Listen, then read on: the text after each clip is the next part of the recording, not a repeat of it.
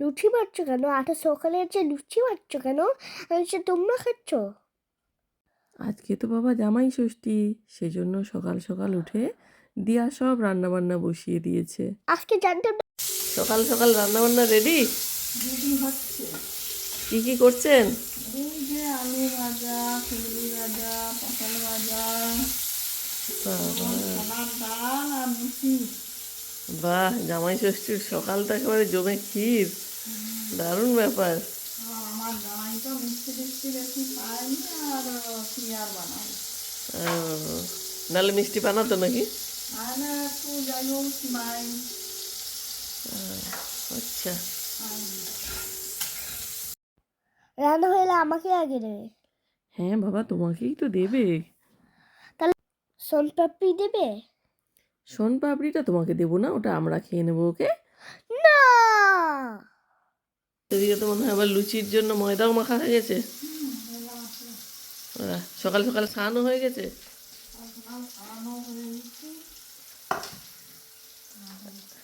আর ওদিকে মটর ডালও রেডি। বাহ বাবা বাহ, জামাই ষষ্ঠীর সকাল বলে মানিয়েছে, ইংল্যান্ডে প্রথম বছর জামাই ষষ্ঠী পালন হবে। হ্যাঁ, এটা তাহলে সেই প্রথম বছর জামাই ষষ্ঠীর মতোই একটা ব্যাপার। কিন্তু অনেক কিছুই পাচ্ছি না। জামা কাপড় এখানে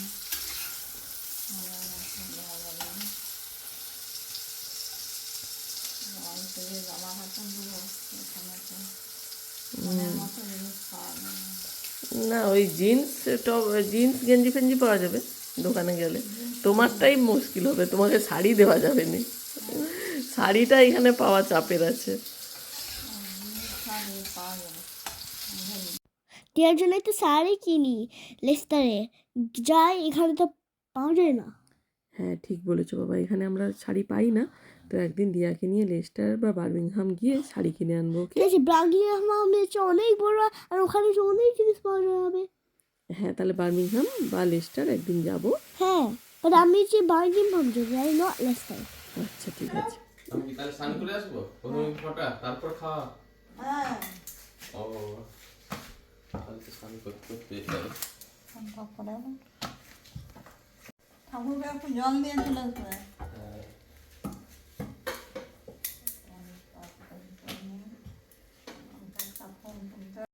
সকাল সকাল ঘুম থেকে উঠে যখন আসি, দেখি ততক্ষণে মায়ের কিন্তু অনেক ভাজাভুজির কাজ প্রায় অনেকটাই এগিয়ে গেছে। ওদিকে ময়দা মাখা হয়ে গেছে, মায়ের স্নান হয়ে গেছে। মা মোটামুটি সকাল থেকে উঠেই একেবারে জামাই ষষ্ঠীর জোগাড় শুরু করে দিয়েছে। তবে মা জলখাবারের জোগাড়টা এগিয়ে রাখলেও যেই না লাঞ্চ মেনু করার কথা বলেছি, মা এমনি ভয় পেয়ে গিয়ে বলছে যে না, মাছ মাংসটা আমি করব না, মাছ মাংসটা তোমরাই করো, আর আমি শুধু এইগুলো করে এগিয়ে দিচ্ছি। তারপরে মাকে বললাম যে সেটা কি করে হয়, আজকে জামাই ষষ্ঠী, অন্য দিন হলে তাও এক কথা ছিল, আজকে তো তোমাকেই খানিকটা করতে হবে। ভয়ের কিচ্ছু নেই, তুমি যেমন পারবে, যতটুকু তেল মশলা যেরকম তুমি পারবে সেরকমই করো, তা আমরা সেরকমই আনন্দ করে খেয়ে নেব। আসলে মা অনেক দিন মাঝখানে বাড়িতে রান্নাবান্না করেনি বলে, দেশে আর কি, রান্নাবান্নাটা করতে এখন ভয়ই পায়। একদম ঘরোয়া খাবার হলে তাও টুকটাক করে নিতে পারে, কিন্তু যেই না একটুখানি তেল মশলা দিয়ে বা বাড়িতে কেউ আসবে যদি শোনে, অমনি ভয় পেয়ে গিয়ে আর রান্নাঘরে যেতে চায় না। প্লেটের এক সাইডে মিষ্টিটা দিয়ে দিন। এই দেখ, লেংটি ইঁদুর তুলে নিয়ে পালালো। নাও। একটা সময় ছিল মা একা হাতেই কতজনের রান্না বান্না করতো, বা আমাদের লাঞ্চের সময় বাবা প্রায় সময়ই বাড়িতে অনেক লোকজন নিয়ে চলে আসতো, মা কিন্তু সুন্দরভাবে ঠিক সব ম্যানেজ করে নিত। প্লেটের এক সাইডে মিষ্টিটা খাবারটা আমার ভালো লাগে, খাবার আমার ভালো লাগে। কোনটা খাবে তুমি? আগে ওইখান থেকে সোনপাপড়ি দিয়ে দেবো।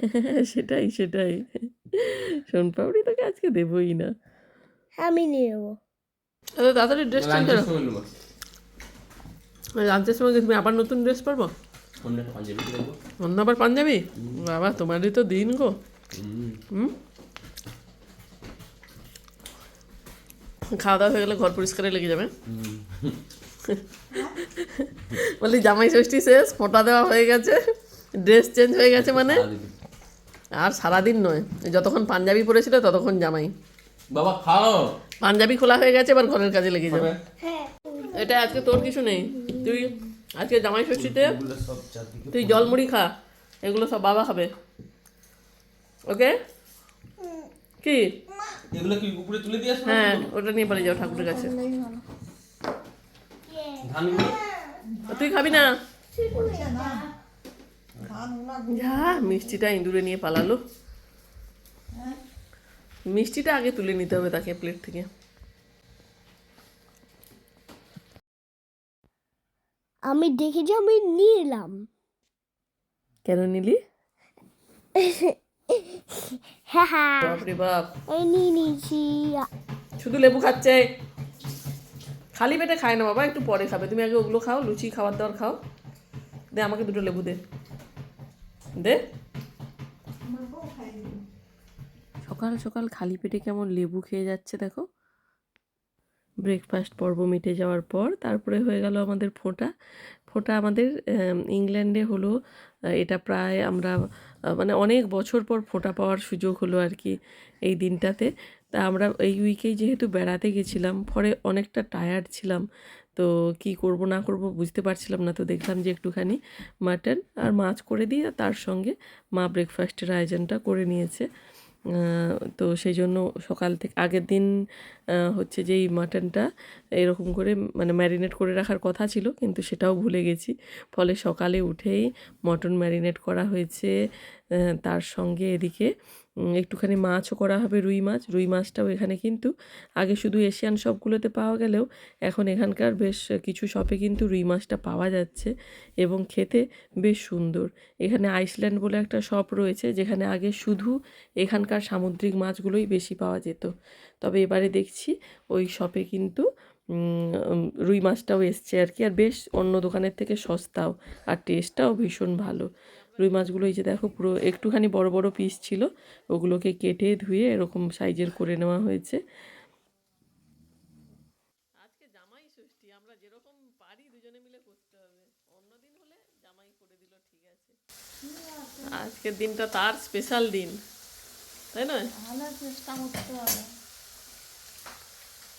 আজকে কিন্তু মাঝে মধ্যে হ্যাঁ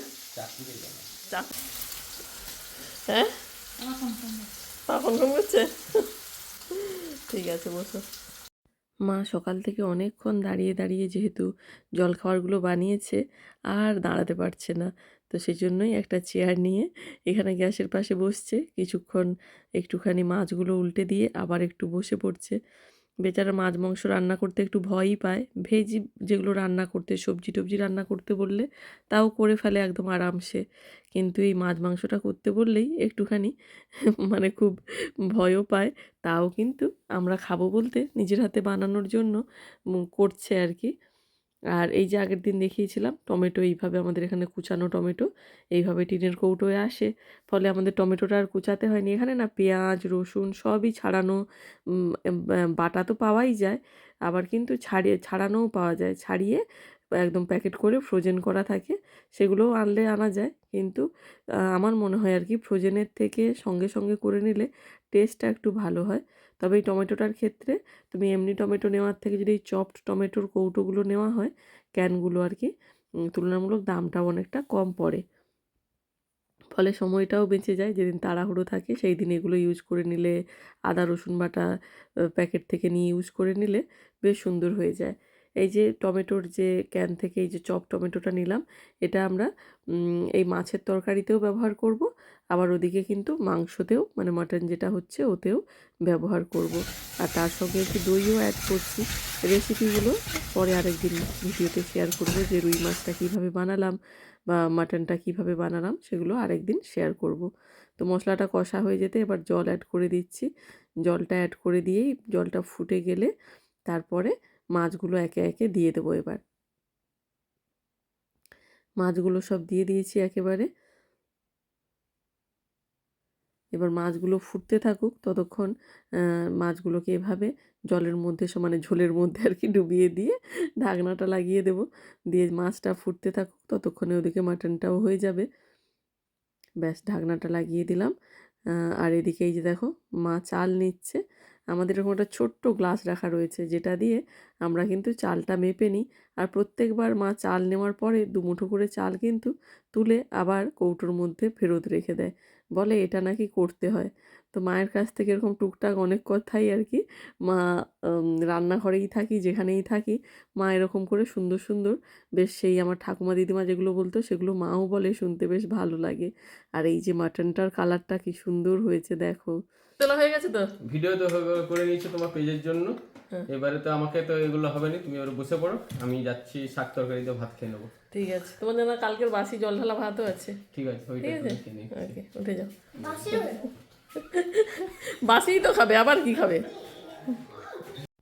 ভাগ্যিস আমি যখন ভিডিও করছিলাম আর এই মজা করছিলাম মা পাশে ছিল না, নইলে নির্ঘাত আমাকে বকা দিত যে জামাই ষষ্ঠীর দিনেও এরকম করছি। তো কেমন লাগলো আমাদের মজার ভিডিও জানিও কিন্তু। ভালো থেকো, সুস্থ থেকো, টাটা।